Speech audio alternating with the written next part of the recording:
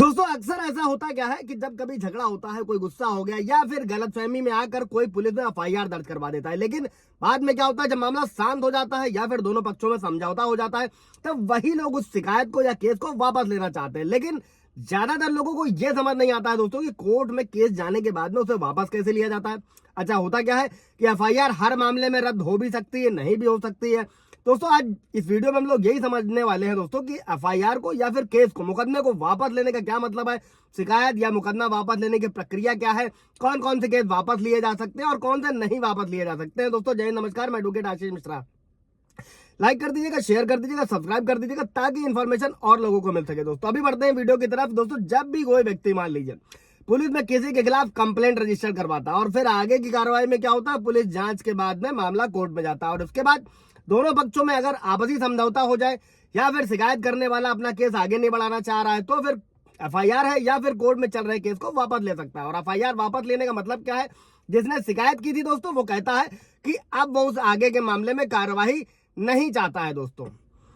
अब अभी लेकिन कोर्ट से केस वापस लेने का मतलब क्या होता है, अगर मामला कोर्ट में पहुंच गया है दोस्तों तो क्या होगा, तो शिकायत करने वाला जो है वो कोर्ट से कहता है कि अब वो केस को नहीं चलाना चाहता है। रीजन क्या है, दोनों पक्षों में बातचीत में जो भी सुलह हो गई है, मैटर सॉल्व हो गया है, लड़ाई झगड़े की जरूरत नहीं रह जाती। कई बार रिश्तेदार या समाज के लोग समझते हैं कि झगड़ा बढ़ाने से कुछ नहीं होने वाला और केस वापस लेना ही बेहतर है। कई बार गुस्से पे या फिर जल्दबाजी में एफआईआर दर्ज हो जाती है, लेकिन बाद में समझ में आता है कि मामला इतना बड़ा नहीं था। और कई बार क्या होता है, जो अक्यूज पार्टी होती है, आरोपी पक्ष होता है, उसकी तरफ से भी डराया या धमकाया जाता है, जिससे क्या होता है, कंप्लेनेंट यानी कि शिकायतकर्ता केस वापस लेने को मजबूर हो जाता है दोस्तों। और कई बार कोर्ट के चक्कर और खर्चे से बचने के लिए भी कोई लोग जो होते हैं वो केस को खत्म करना चाहते हैं। और कौन सी शिकायत और कौन सी एफआईआर मुकदमे में वापस लिए जा सकते हैं दोस्तों, इसको भी समझना आप लोगों के लिए जरूरी है। ऐसे मामले जिनमें छोटा मोटा झगड़ा होता है और दोनों पक्ष कंप्रोमाइज कर लेते हैं, उन्हें वापस लिया जा सकता है। इसमें पुलिस या फिर कोर्ट को यह बताया जाता है कि अब लड़ाई खत्म हो गई। फॉर एग्जाम्पल, उदाहरण से समझ लीजिए, छोटी मोटी मारपीट है, गाली देना है।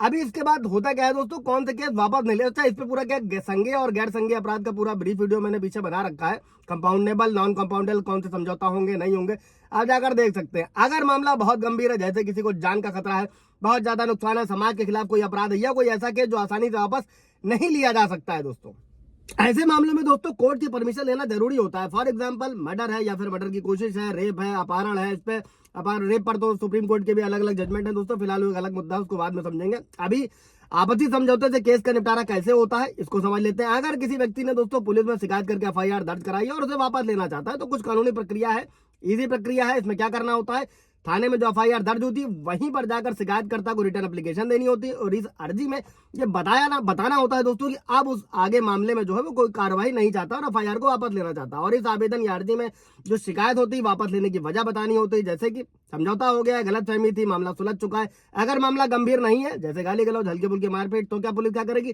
आपके एप्लीकेशन को ध्यान में रखते हुए आगे की जांच और कार्रवाई को बंद करके जो है क्लोजर रिपोर्ट बनाकर लगा देगी और ये रिपोर्ट बाद में कोर्ट में जमा होती है। और अगर कोर्ट उसे एक्सेप्ट कर लेता है, मामला बंद हो जाता है। अगर एफआईआर ऐसे अपराध की जिसे कानूनी समझौते से खत्म करने की इजाजत नहीं देता है दोस्तों, फॉर एग्जांपल हत्या, रेप, मर्डर, धोखाधड़ी जैसे गंभीर अपराध है, जो भी 7 साल से 10 साल से ऊपर के अपराध है दोस्तों, तो उसमें एफआईआर सीधे थाने से या मजिस्ट्रेट के सामने वापस नहीं ली जा सकती है दोस्तों। तो फिर ऐसे केस में क्या है दोस्तों, जो एफआईआर है ये थाने से जो है वापस नहीं लिया जा सकता है। इसके लिए हाई कोर्ट में पिटीशन फाइल करनी होती है, मतलब जो सेशन कोर्ट है वहां से भी वापस नहीं लिया जा सकता है। गंभीर अपराधों में वहां पर हाई कोर्ट में जो है पिटीशन फाइल करनी होती है, जिसमें क्वेश्चनिंग में जाया जाता है भारतीय नागरिक सुरक्षा संहिता की धारा 528, जो पुराने कानून में जो है दोस्तों 482 था सीआरपीसी, मैंने कई सारे वीडियो में ब्रीफ किया हुआ है। ऐसे मामलों में हाई कोर्ट ही तय करेगा कि मामला बंद होगा या फिर मामला नहीं बंद होगा। अगर कोई केस कोर्ट में चल रहा है और शिकायतकर्ता उसे आगे नहीं बढ़ाना चाहता तो उसे कोर्ट से केस वापस लेने की इजाजत लेनी होती है और इसके लिए भी एक कानूनी प्रक्रिया का पालन करना होता है दोस्तों, जिसे